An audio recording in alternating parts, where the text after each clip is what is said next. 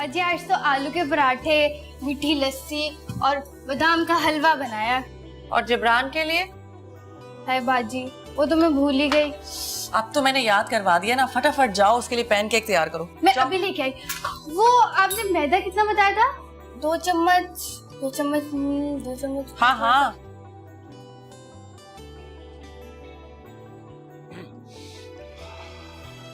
भैया आज तो किसी स्पेशल नाश्ते की खुशबू आ रही।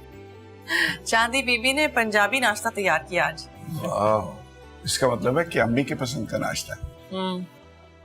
अब बुलाओ बच्चों, भाई आज सब मिलके नाश्ता करते हैं। उनका इंतजार करेंगे तो सब कुछ ठंडा हो जाएगा।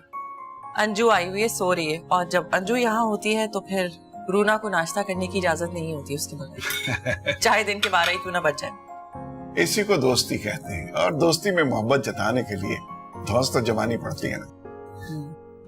भाई अब मुझसे इंतजार नहीं होता, और तुम क्यों खड़ी हो? बैठ के नाश्ता करो प्लीज। जी मैं बैठ। Thank you. भाई वाह,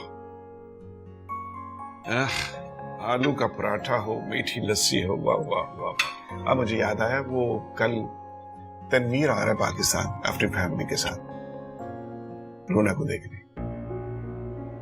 रूना को देखने? हाँ भाई, वो अपने बेटे बासित के लिए। लेकिन हाँ, वो पहले भी कई बार देख चुके हैं, लेकिन इस बार प्रॉपरली अपनी फैमिली के साथ आ रहे हैं। वो पहले भी आना चाह रहे थे, लेकिन रूना का रिश्ता ज़ैन से पक्का हो गया था, इसलिए मैंने उन्हें मना कर दिया था। खैर ये कोई हतमी फैसला नहीं है। तुम रूना की माँ हो, तुम्हारी और रूना की मर्जी के बगैर कुछ नहीं होगा। तुम पहले बासित को देख लो। वो तो ठीक है, लेकिन इतनी जल्दी क्या है जमशेद? क्यों, कोई और रिश्ता है तुम्हारी नजर में? नहीं, कोई और रिश्ता तो नहीं है। तो फिर क्या मजायका है भाई? ये एक प्योरली फैमिली गैदरिंग होगी, उसमें आप बासित को देख लेना। देखो, रोना बेटी है हमारी, उसे ऐसे तो नहीं बिठाया जा सकता ना, और वो भी इस सूरत हाल में जबकि ज़ैन शादी कर चुका है। इस तरह कहीं वो किसी कॉम्प्लेक्स का शिकार ना हो जाए। हमें जल्दी फैसला करना होगा।